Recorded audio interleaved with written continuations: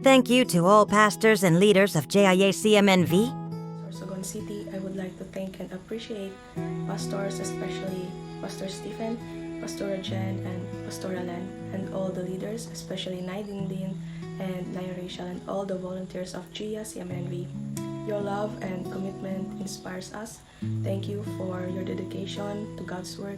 May God continue to strengthen and bless you. I am Esther Intoma from the province of Cebu.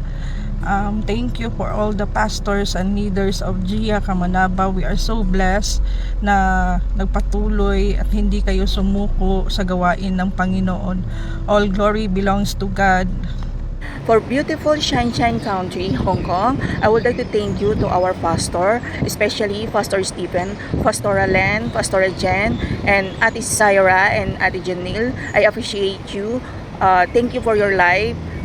Bless your life and your family. Naabot po kami dito from the land of Pregnant Harbor of Hong Kong. Thank you so much. Thank you po sa buhay po ninyo. Maraming salamat po. God bless.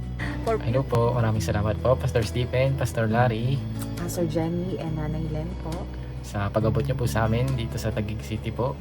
And through online po, naabot niyo po yung family namin, and it's privilege po na mabago yung buhay po namin internally through your preaching po and sa pagbaba ng Word of God ni God po, para po mabago po yung buhay namin and yung family din namin. Pray po sa aming family na maabot din po sila. Thank you so Thank you much po. po. We love you and appreciate you po.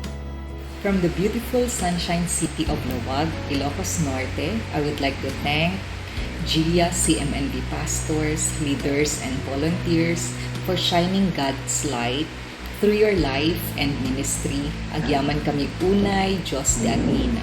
Hapon sa tanan, ako pala po si Ate Lani from Misamis Occidental, Northern Mindanao, Provincial Lingkap. I just want to say thank you po sa mga pastors and leaders natin. Kali po kay Pastor Stephen, Pastora Len, Pastora Jen. Maraming salamat po sa mga sacrifices at sa mga leaders po namin na patuloy pong kumukumusta, nagpapagal at nagme-mentor po sa amin. I would like to say thank you po, especially kay Ate Dindy, Ate Rachel, Kuya Joel, and Ate Feby. Maraming salamat po sa mga sacrifices niyo po para sa ating simbahan. May God bless you all!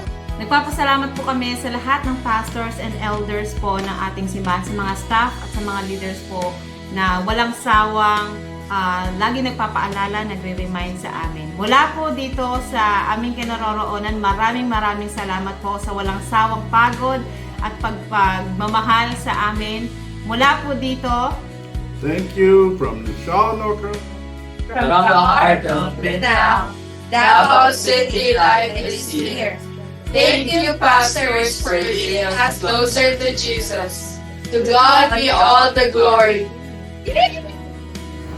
Hello po, ako nga po pala si Kuya Obet from LA, from Las Piñas area po, at then from Asia Link Up Group. I just want to say thank you sa mga leaders and pastors natin, lalo na especially kay Tatay Stephen, kay Naijen, kay Pastora Len, kila Tatay Larry. Maraming salamat po sa inyong lahat. At sa mga leaders na walang sawang gumagabay sa atin, especially kay Ate Janelle, kay Ate Yesh, kay Ate Rona May. Maraming salamat po. Kulang po ang salita sa lahat ng sakripisyo nyo, pagpapagal sa ating simbahan at para na rin sa amin. Maraming salamat po. Mabuhay po kayo. Salamat po.